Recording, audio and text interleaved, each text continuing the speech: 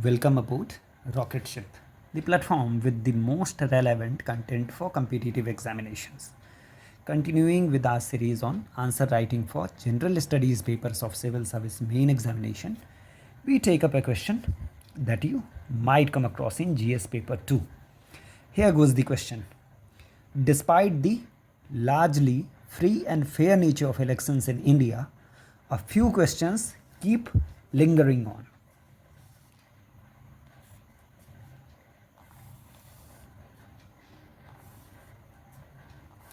Discuss what, in your opinion, are some of these questions and also suggest some measures to make the electoral process still more credible.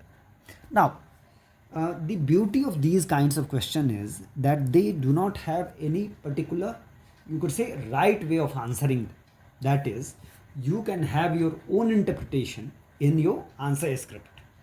That is exactly what this question requires you. It requires you to talk about some of the questions that are, you could say, persistent about the Indian electoral process, despite the electoral process mostly being considered free and fair. Sorry. And then you are required to make some suggestions to ensure that the electoral process would become still more credible than it is now.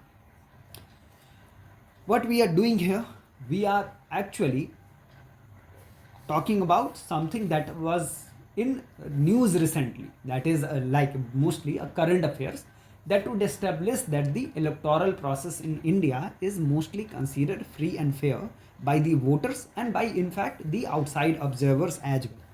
That is, the Indian voters have just sworn in their 18th Lok Sabha, that is House of the People. It is a testament of the fairness of India's election machinery that no questions have been raised about the results ever. That is, even after conducting 18 general elections for the Lok Sabha, there has been not a single instance where the results of the Lok Sabha elections have been considered, mostly for their fairness and free nature. The elections to the state assemblies too have enjoyed the voters' trust, barring one-off complaints of violence, intimidation, and voters, etc. That is, even the elections to the state assemblies have been mostly considered free and fair, despite there being some one-off instances of violence, or for that matter, threatening or intimidation of the voter, etc. However, a few issues persist and need to be diligently addressed. That is, despite the entire electoral process being mostly free and fair, there are certainly some issues that persist and they need to be earnestly addressed. So, what are the questions that still linger on about elections? First is the role of money power. You can understand it very, very well that it does not look good on a democracy that only the moneyed class, that only the wealthy would have a say in the electoral process. That is not what democracy and its spirit means. That is against the spirit of democracy, that only the moneyed class would have a say in the electoral process. That would actually turn your democracy into some form of oligarchy or even a plutocracy. Anyway, the second point is there has been criminalization, and it creates the potential for voter intimidation, violence in the electoral process, or even you could say the muscle power hijacking the entire, you could say, electoral process. Mobilization based on ascriptive criteria rather than objective ones. What ascriptive criteria would mean? Like caste and appeal to belief, appeal to shared religious belief, etc. It is still being done despite having, you could say, provisions on the law book to, you could say, deal with these problems. Potential misuse of new technology, for an example, fake news on social media. This is again a new problem, a novel problem that is cropping up. This is also a question that has often been raised, that is the sanctity of Election Commission of India as an institution. we are pointing towards the executive's role in appointment. You are probably aware that for now it's a committee composed of the Honorable Prime Minister, the Honorable Leader of Opposition in the Lok Sabha, and one of the cabinet ministers nominated by the Honorable Prime Minister, which constitute the, you could say, the appointment committee for the election commissioners. This raises this doubt that the election commissioner so appointed would have some inclination towards the ruling party, because he is essentially appointed by the prime minister and the cabinet minister. They have a, you could say, major say in his appointment. So this would go against the principle of his neutrality, that is, he must not be or rather he must be impartial while dealing with the electoral disputes and things like those. He must be impartial, but that there is a question, because he is appointed by the executive, essentially the prime minister and the cabinet minister, so he would be inclined towards the present government or the incumbent government. Taking up these points in detail, a not so well guarded secret is that election campaigning is a costly affair needing huge amount of resources. This not only means the ordinary citizen is dissuaded from even participating in democracy, but also political donors may have a vested interest and expectation of quid pro quo, or rather give and take, or reciprocity. This creates conditions fit for hijack of the government's agenda and even corruption. You can understand very very well that the government's backers, the government's donors may have this, you could say, sinister plan or sinister agenda to essentially demand the government to return the favor.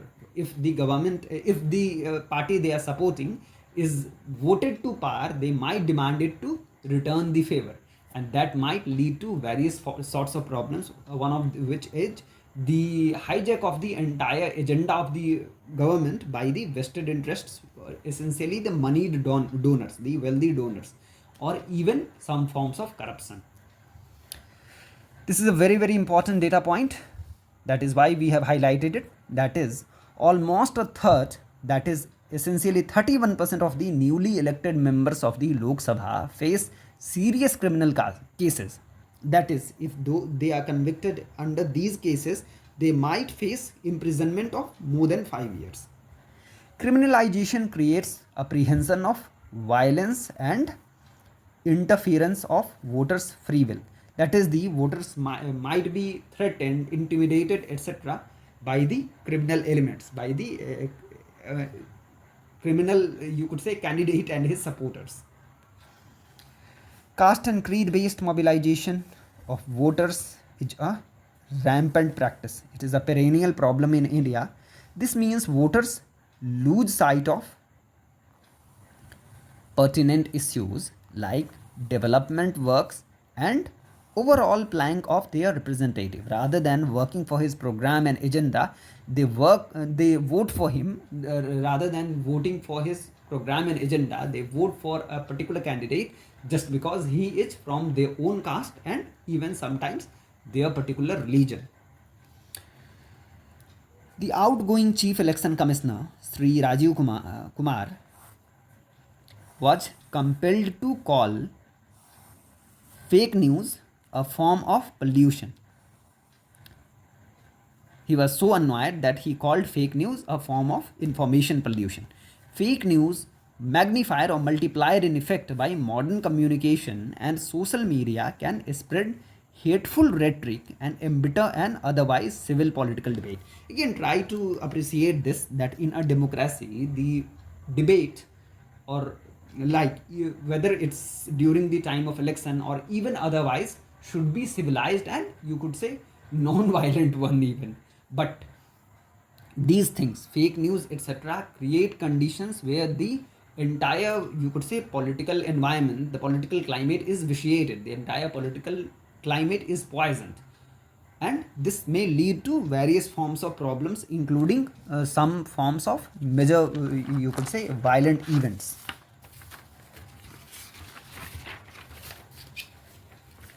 As the executive has the conclusive say in appointment of the election commissioners, we have just seen that it is essentially the prime minister and the cabinet minister appointed by him that would have final say in the appointment of the election commissioners. The potential for partiality cannot be entirely dismissed. Even the Honorable Supreme Court was forced to comment on this. If you might recall that hearing petitions against the appointment of EC Act,